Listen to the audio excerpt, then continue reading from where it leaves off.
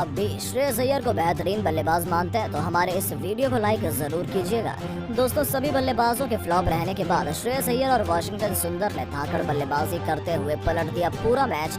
जब सभी बल्लेबाज पवेलियन जा चुके थे तब अकेले लड़ते रहे वाशिंगटन सुंदर। युजवेंद्र चहल ने भी उनका साथ अच्छे से दिया और इस सांस रोक देने वाले मुकाबले में आखिर क्या रही मुकाबले में रोमांचक हाईलाइट दिखाएंगे उसका पूरा वीडियो। लेकिन उससे पहले आपको क्या लगता है, ऋषभ पंत को भारतीय टीम से बाहर कर दिया जाना चाहिए या नहीं? हमें नीचे दिए गए कमेंट बॉक्स में कमेंट करके जरूर बताइएगा।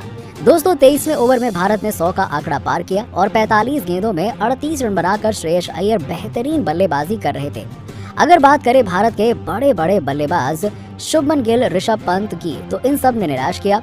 वहीं अय्यर का साथ निभा रहे थे T20 के बादशाह सूर्य कुमार यादव। यहां से उम्मीद थी कि दोनों ही बल्लेबाज भारत को एक लंबी पार्टनरशिप करके अच्छे टोटल तक पहुंचाएंगे। 24वें ओवर में गेंदबाजी करने आए फर्गुसन की गेंद पर अय्यर ने बेहतरीन चौका भी लगा दिया और आपको बता दें कि स्कोर भी आगे बढ़ गया। इधर स्कोर पहुंच गया 110 रनों के पार 3 विकेट गिरने के बावजूद। इंडिया अच्छी स्थिति में लग रहा था, लेकिन तभी आता है दिल तोड़ने वाला ओवर। जी हाँ, 25वें ओवर में गेंदबाजी करने आए एडम मिलने ने आते ही पहली ही गेंद पर सूर्य कुमार यादव को स्लिप में कैच आउट कराते हुए सबको हैरान कर दिया।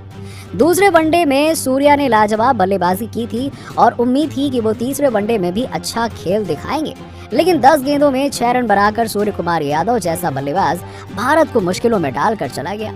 इधर श्रेयस अय्यर अकेले पड़ गए और 25 ओवरों में 116 रन के बाद टीम इंडिया 4 विकेट गंवाकर संघर्ष कर रही थी।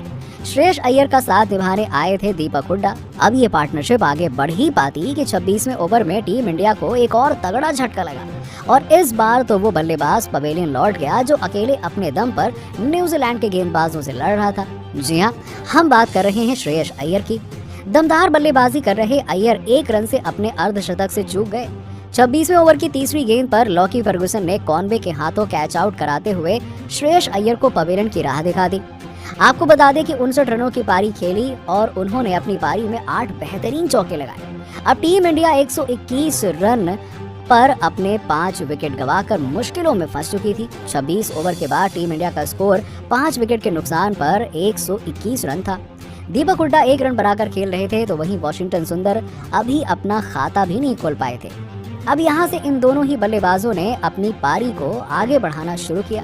28वें ओवर में वाशिंगटन सुंदर ने बेहतरीन चौका लगाते हुए भारतीय फैंस को थोड़ा जश्न मनाने का मौका दिया, लेकिन टीम इंडिया की मुश्किलें अभी खत्म नहीं हुई थी। दोनों ही बल्लेबाज धीरे धीरे पारी को आगे बढ़ा रहे थे कि लय हासिल कर चुके दीपक हुड्डा 25 गेंदों में 12 रन बनाकर टिम साउदी का शिकार हो गए। जी हाँ, बाउंसर डालते हुए साउदी ने विकेट के पीछे टॉम लैथम के हाथों कैच आउट कराते हुए हुड्डा को भी पवेलियन की राह दिखा दी। 149 रन पर भारत 6 विकेट गंवा चुका था। वाशिंगटन सुंदर एक तरफ से डटकर बल्लेबाजी कर रहे थे, लेकिन दूसरी तरफ से कोई भी बल्लेबाज उनका साथ नहीं दे रहा था। हुड्डा के जाने के बाद दीपक चहर बल्लेबाजी करने आए। श्रीलंका के खिलाफ एक हारे हुए मुकाबले में भारत को जीत दिलाने वाले दीपक चहर से भारतीय फैंस को उम्मीद थी कि वो वाशिंगटन सुंदर के साथ मिलकर टीम इंडिया को एक अच्छे टोटल तक पहुंचाएंगे, खतरनाक छक्के भी लगाएंगे। ऐसा लग रहा था कि वो ताबड़तोड़ बल्लेबाजी करके मुकाबला पलट देंगे। सुंदर और दीपक चहर ने भारतीय टीम को 170 रनों के पार पहुंचा दिया, लेकिन तभी अच्छी बल्लेबाजी कर रहे दीपक चहर भी डेरिल मिशेल की गेंद पर टिम साउदी को कैच कर देते हैं और पवेलियन भेज देते हैं और 9 गेंदों में 12 रन की पारी खेलने वाले दीपक चहर ने 2 छक्के लगाए थे। अब यहाँ से टीम इंडिया की सभी उम्मीदें लगभग खत्म हो चुकी थी, लेकिन हाँ, अभी भी मैदान पर डटे हुए थे। उनका साथ निभाने आए थे युजवेंद्र चहल। जी हाँ, टीम इंडिया की हालत इतनी खराब थी कि अब चहल को भी बल्लेबाजी करने के लिए आना पड़ा।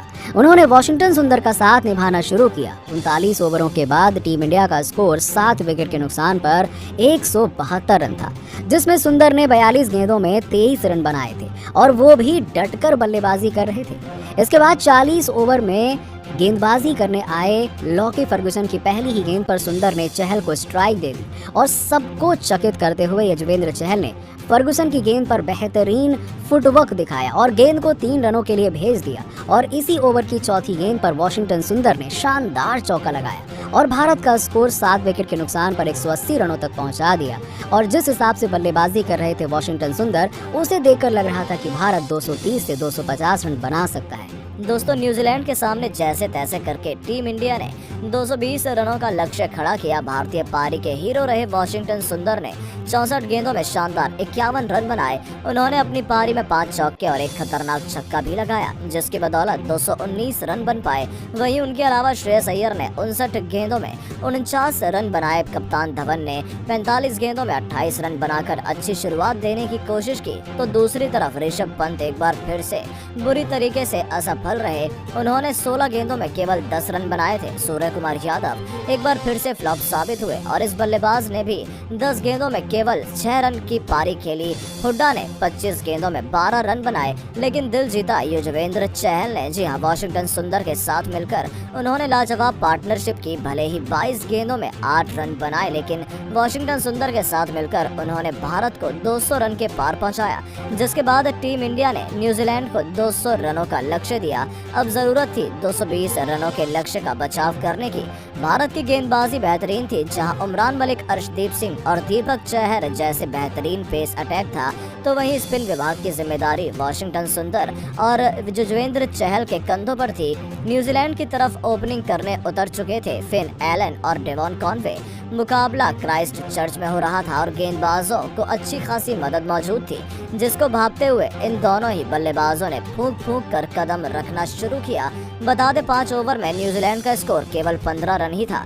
फिन एलन ने जहां 12 गेंदों में केवल 8 रन ही बनाए थे, तो वहीं दूसरी तरफ डेवॉन कॉनवे ने 18 गेंदों का सामना करते हुए केवल 6 रन ही बनाए थे।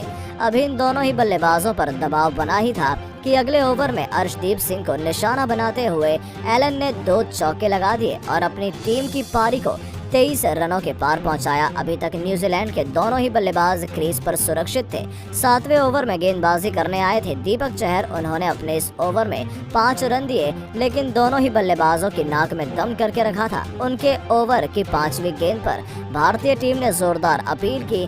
ऋषभ पंत से लेकर दीपक चहल और पूरी भारतीय टीम ने एम्पायर से कॉट बिहाइंड की अपील की थी, लेकिन एम्पायर ने इसे नकार दिया। कप्तान धवन ने भी रिव्यू लेने को मना नहीं बनाया और फिन एलन दीपक चहर की गेंद पर बच तो गए, लेकिन इस ओवर में दीपक ने लाजवाब गेंदबाजी की थी।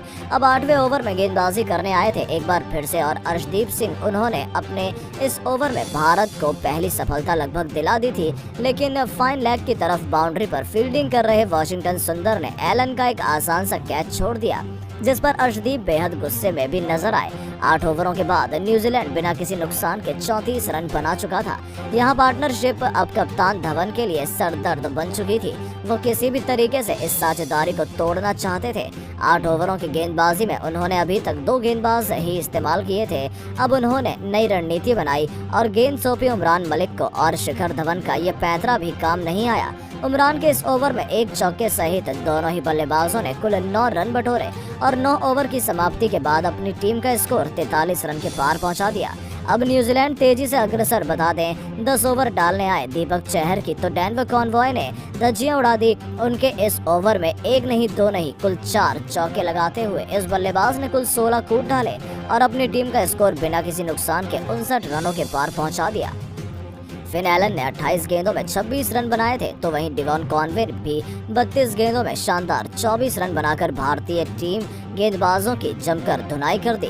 दोस्तों 11वां ओवर डालने आए थे रफ्तार के सौदागर उमरान मलिक। उनको आड़े हाथों लेते हुए एलन ने 2 चौके सहित कुल 12 रन ठोक डाले। 11 ओवरों के बाद ही न्यूजीलैंड की टीम बिना किसी नुकसान के 71 रन बना चुकी थी। अब टीम इंडिया की हार यहां से निश्चित नजर आने लगी, क्योंकि 13 ओवरों के बाद ही न्यूजीलैंड की टीम ने 79 रन बना लिए थे और उनको जीत के लिए 141 रनों की दरकार थी। बता दें न्यूजीलैंड के 10 विकेट सुरक्षित थे। टीम इंडिया ये मुकाबला आसानी से हार जाएगी और दोस्तों भारत केवल ये मुकाबला ही नहीं बल्कि ये सीरीज भी गंवा देगा। वनडे में न्यूजीलैंड टीम इंडिया का क्लीन स्वीप कर देगी। पहले मैच में कीवी टीम ने हमें 7 विकेट से हराया था, तो दूसरा मुकाबला बारिश के कारण रद्द हो गया और तीसरा मुकाबले में एक बार फिर से न्यूजीलैंड भारत को पूरी तरीके से शिकस्त देने के लिए तरफ अक्सर है। भारत का कोई भी गेंदबाज ऐसा नहीं लगा जो न्यूजीलैंड के दोनों ही ओपनर बल्लेबाजों में से किसी को आउट कर सके। 1-2 मौके जरूर मिले, लेकिन दोनों ही बल्लेबाजों ने धाकड़ बल्लेबाजी करके टीम इंडिया को 10 ओवरों के बाद ही मुकाबले से बाहर कर दिया। तो दोस्तों आपको क्या लगता है, भारतीय टीम की हार के गुनहगार कौन है, ऋषभ पंत या फिर भारतीय गेंदबाज? हमें कमेंट करके जरूर बताइएगा और ऐसी शानदार खबरों के लिए हमारे चैनल को सब्सक्राइब करना ना भूलें। धन्यवाद।